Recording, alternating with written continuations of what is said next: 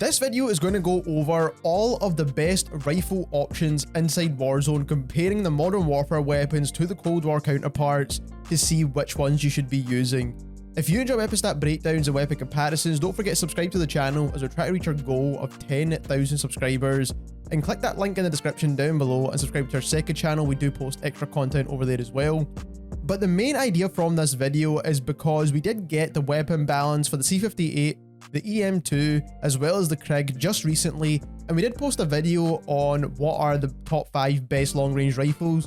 But if you've watched that video, which a lot of people have actually, and thank you for the support on that video as well, we didn't include any Modern Warfare weapons on that list at all, and that is because we haven't really touched many of the Modern Warfare weapons when it comes to gameplay or anything in a long time.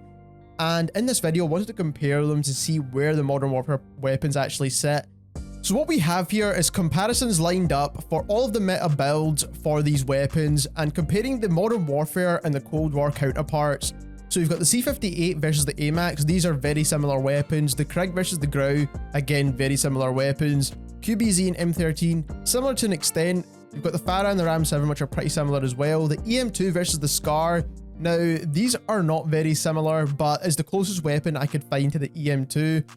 And then the M4 versus the XM4, which is obviously pretty much the same gun. And we're going to compare these weapons when it comes to time to kill as well as recoil control, because that is what the two important factors are when you're talking about long range gunfights. You can also factor in damage per mag as well if you really wanted to, if you're trying to take out multiple opponents. So let's quickly just go through the meta builds. I'm just going to quickly show you what they are. So for the C58 is Agency Suppressor, Task Force, Field Agent, 45 round drum, axial arms 3 times.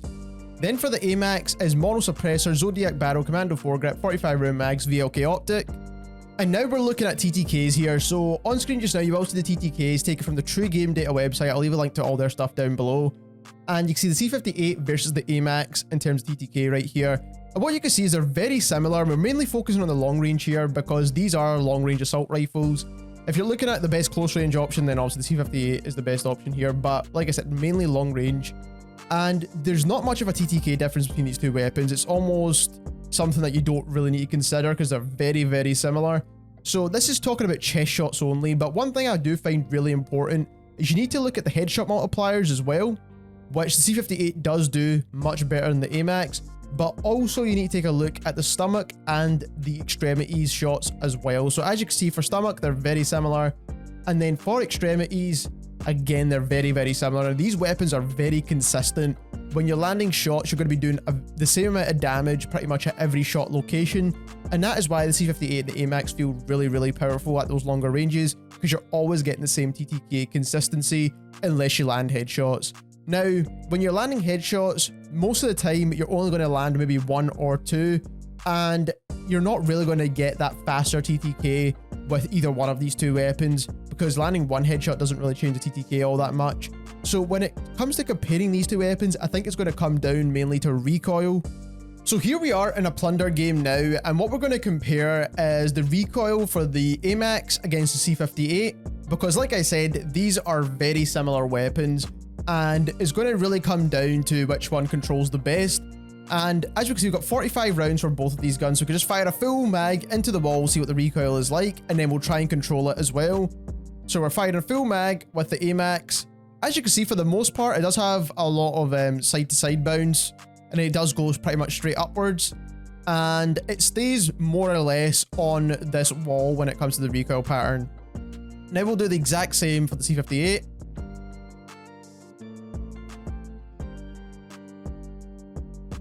And as you can see, this went, not only did it go up and way off the wall, like almost up to this part of the tree here, but it also goes upwards and to the left quite a lot. So they did nerf the recoil on this gun quite a bit, in my opinion. I don't think it needed that kind of nerf. But let's try and control the recoil and see if it makes much of a difference, right? So we'll try and control the AMAX. Now, I'm not the most skilled player, but that is pretty straightforward to control. And we'll try and do the same for the C58 as well.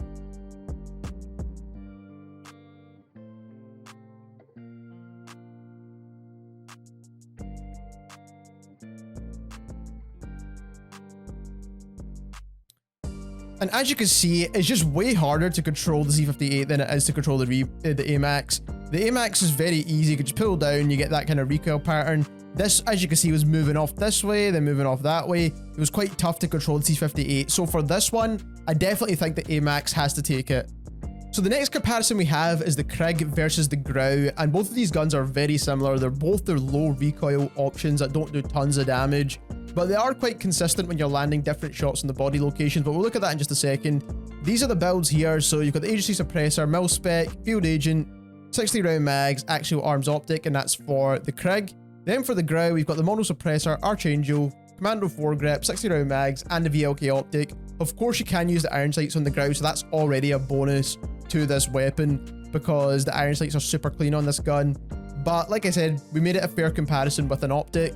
And here again, we have the TTK charts for both of these weapons. As you can see, the long range TTK for both of these guns are very, very similar now. The GRAU does kill a little bit quicker, but it's not by much again. It's not going to decide on which weapon you should use. But let's change the shot locations and see if you get any better benefits with each weapon.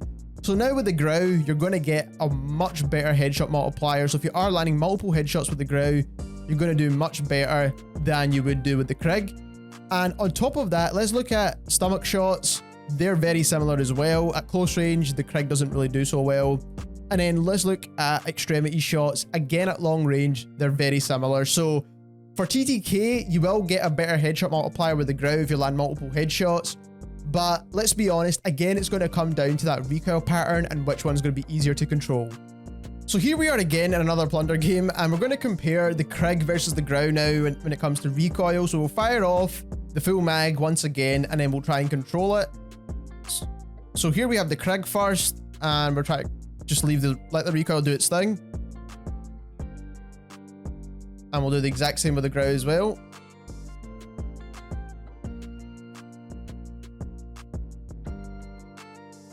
So the GRAU does actually go off the wall, whereas the KRIG pretty much stayed on the wall here. But as you can see, the KRIG kind of goes in a kind of S shape a little bit, whereas the GRAU is straight to the left and then all the way up to the right after that. But let's try and control these recoils and see what they look like.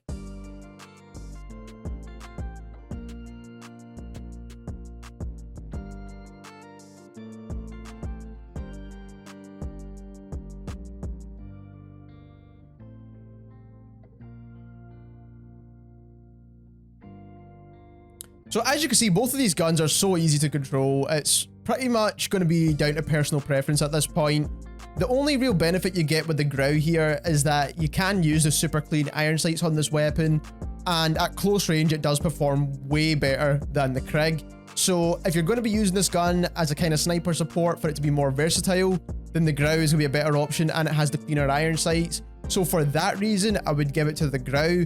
But if you are using these for solely long range shots, then to be completely honest, both of these weapons are going to perform very similarly. They both have very low recoil and have the same TTK more or less, but I'm going to have to give this one to the GRAU.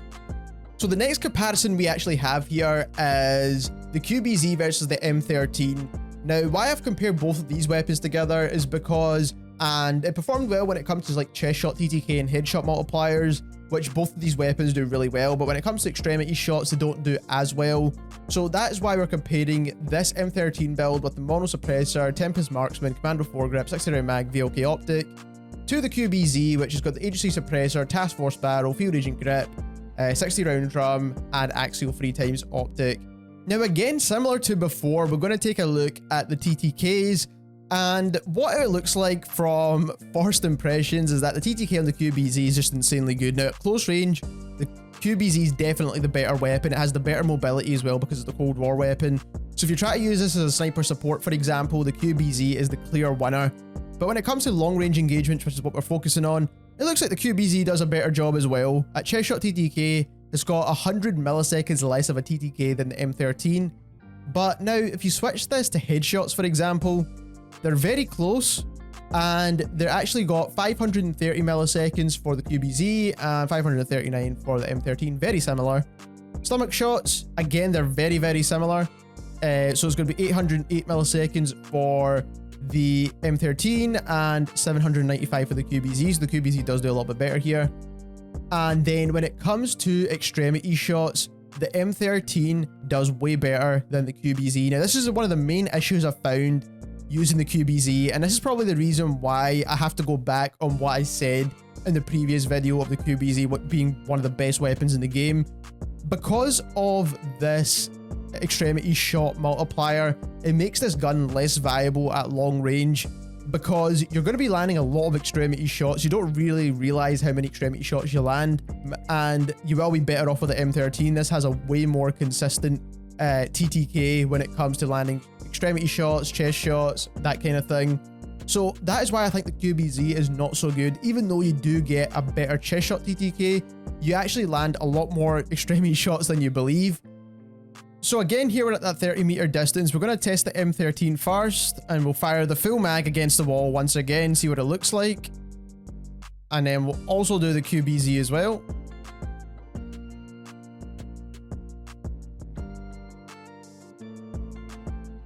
So the QBZ kind of goes up, and then it stops at a certain point here, whereas the M13 goes up and all the way to the right. But we'll try and control the recoil of both of these weapons now and see what that looks like.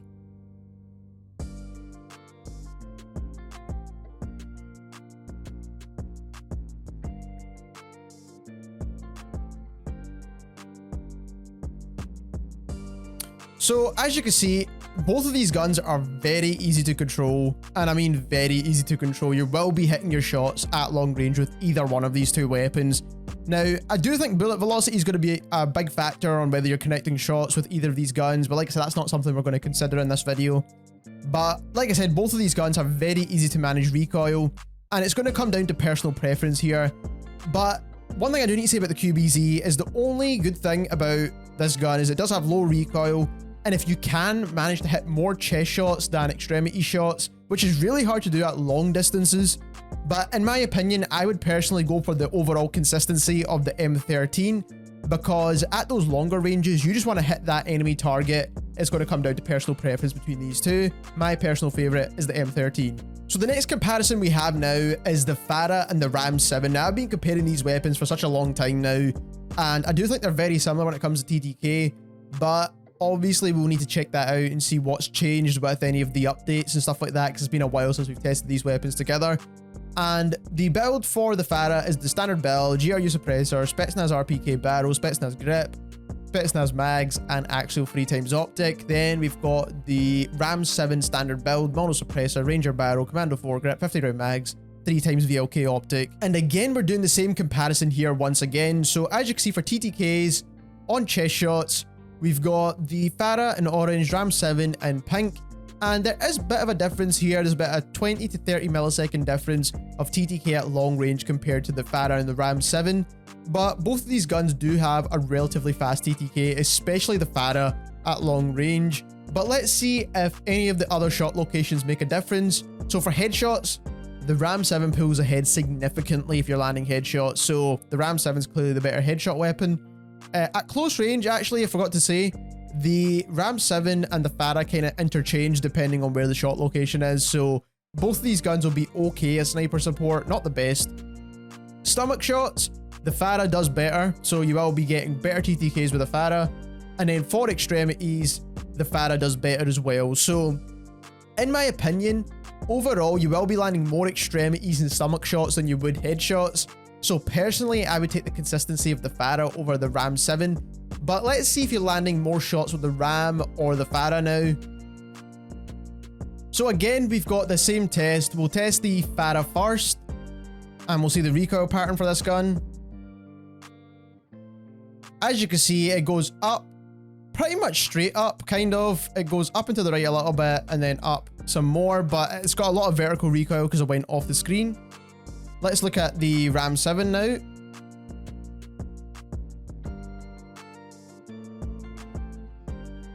So the Ram 7 did go off of the wall a little bit here, but it goes upwards and to the left, which a lot of people find very difficult to manage. But personally, I find the FARA hard to control as well. But we'll try and control both of these weapons.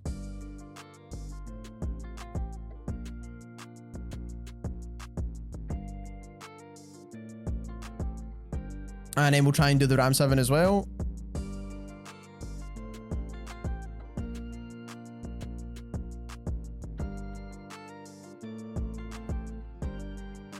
So it's quite hard to stay on target with the Ram 7. As you can see, the FARA definitely did a much better job at staying on target. Not only to mention the FARA has the better TTK. So in my opinion, if I was to choose one of these guns to use at long range, the FARA is the clear winner here. It's got better recoil and it also has the faster TTK, especially when you're landing extremity shots as well as stomach shots as well. So the next comparison we have here is the EM2 as well as the SCAR. So the EM2 build we have right here is the Agency Suppressor, Task Force, Field Agent, 40 round mags, and an axial 3x optic. Then for the SCAR, we've got the Mono Suppressor, Longest Barrel, Commando foregrip. We've only got the 25 round mags on this gun, but I believe this is a 35 or 30 round mag, so it's not much of a difference to be completely honest. And we've got the VLK optic. So again, we have the chest shot TTKs on screen just now. As you can see, the EM2 is a very consistent gun. It's got the same TTK at every range, more or less. But if you look at long range, the SCAR does have a significant TTK difference to the EM2. So it looks like the EM2 is the clear winner. But let's look at headshots and see which one does better. So if you are landing headshots, you will do much better with the SCAR than the EM2. But like I said, not everyone's going to be landing headshots all the time, especially at those longer distances. You're more likely to land some stomach shots, which the EM2 does better. And you're more likely to be landing some extremity shots in there as well, which again, the EM2 does better by a significant amount, might I add. The clear winner here is going to be the EM2, regardless of what the recoil is like, in my opinion, because you get the bigger mag with the EM2. And not only that, it's got a huge TTK difference that if you just want something that hits super hard, the EM2 is going to be the clear winner. But let's look at recoil anyway, just for the comparison. So we're back in Plunder again, doing the exact same test. Let's fire off only 25 rounds with the EM2 to make it a fair comparison. So let's see what this looks like.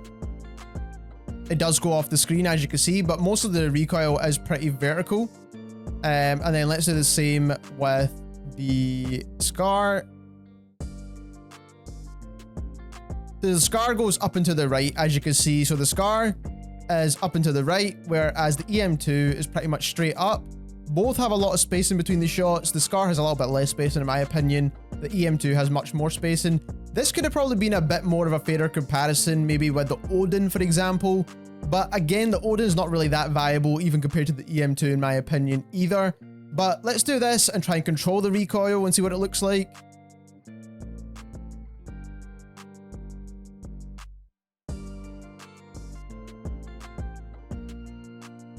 Now, in my opinion, after doing that test, I do feel like the EM2 was a little bit easier to manage, even though it had a bit more spacing between the shots. As you can see here, those are a little bit kind of going up and to the right and then try to correct it back down again, whereas this was a lot easier. But if you've noticed, using the EM2 at longer ranges has a lot of side-to-side recoil, and so does the SCAR as well if you try to land shots at those super long ranges. So neither of these two guns are going to be super viable at long range because you're not going to be hitting all your shots, and it's the main reason why no one really uses either of these two weapons. Even pro players don't really choose to use the EM2 or the SCAR. But in my opinion, if you're just talking about which one is more viable as a comparison, then the EM2 is definitely the better option here. And the last comparison we have for today is the XM4 versus the M4A1. So for the XM4, we've got the Agency Suppressor, Task Force, Field Agent, Stanag mags, and the axial 3x optic.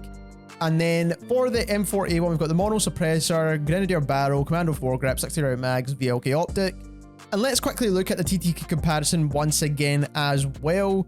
So as you can see here, on chest shots, very similar TTKs. There's not a huge difference between these two weapons right here. There's about a 30, maybe 20 millisecond difference, which is not super important. At close range, both of these guns are pretty much identical. Then looking at headshot multipliers, the XM4 does a little bit better in my opinion, but again, it's not a huge difference as we've seen with some of the other weapons. But like I said, at those extremely long ranges, you're more likely to land stomach and extremity shots.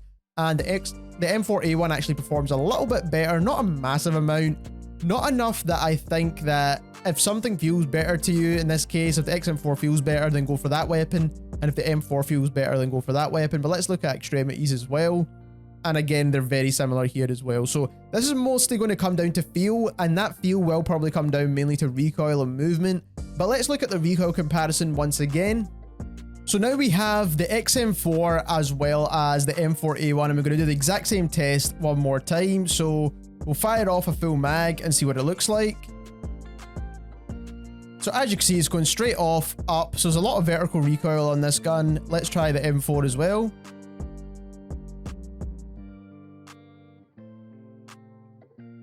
And this is going straight up and out as well. Now, both of these guns have very similar recoil. I'd say the M4A1 has a little bit more side-to-side bounce, whereas the XM4 is a little bit more vertical and it doesn't have as much side-to-side bounce. But they both go straight up and to the right. But let's try and control this recoil now and see what it looks like. So we have the M4A1 over on the right side here.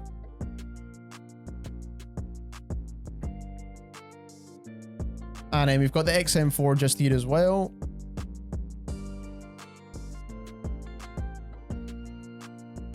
So what I just noticed there is that the first couple of shots with the XM4 actually has a little bit more spacing, and then it does get a lot tighter together after you get close to the top.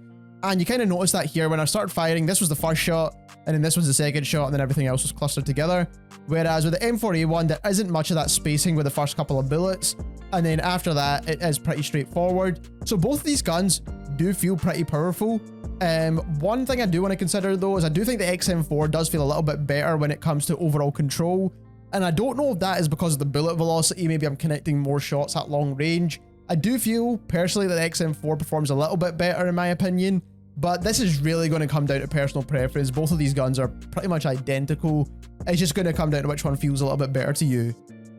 So we've pretty much tested most of the popular rifles that are inside Warzone right now between the Cold War and the Modern Warfare weapons. So to give a quick recap, if you don't want to sit through every single test, we had the C58 versus the AMAX, and the AMAX won that one because of the recoil control. We had the KRIG and the GRAU, and the GRAU won that one because as a faster close-range TTK, which is not really what we're looking at in this video, but because the long-range TTKs were very similar, we had to consider other factors, and then also the GRAU has clean iron sights as well. The QBZ and the M13 took it for me personally because at longer ranges you will be landing more extremities and stomach shots as well as chest shots.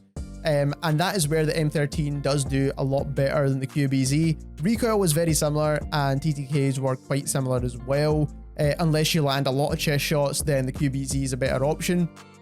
The FARA and the Ram 7, the FARA was a clear winner for TTK and also recoil control as well. And that's why I do believe the FARA will be one of the best weapons, if not the best weapon to use at long range for Warzone right now. And I stick by that because we said that in the previous video that the FARA would be one of the more popular rifles again. Comparing the EM2 and the SCAR isn't really much of a fair comparison, like I said, because the EM2 is just better overall when it comes to TTK, and it's more viable because it's got bigger mags, and the recoil control on the EM2 is a little bit better as well. So the EM2 kind of stands in its own category by itself because it has good TTKs, and could be compared very similarly to the FARA, to be honest. If I had to pick one of those two weapons for the faster TTK options, I would still go with the FARA. It has better recoil control. And then when it comes to the M4A1 and the XM4, these guns are way too similar to even distinguish a difference. It's going to come down to overall feel, and my personal pick was the XM4. If you enjoyed this video and you learned something new, don't forget to subscribe to the channel as we're trying to reach our goal of 10,000 subscribers, and click that link in the description down below and subscribe to our second channel. We do post extra content over there as well, and thank you very much for watching.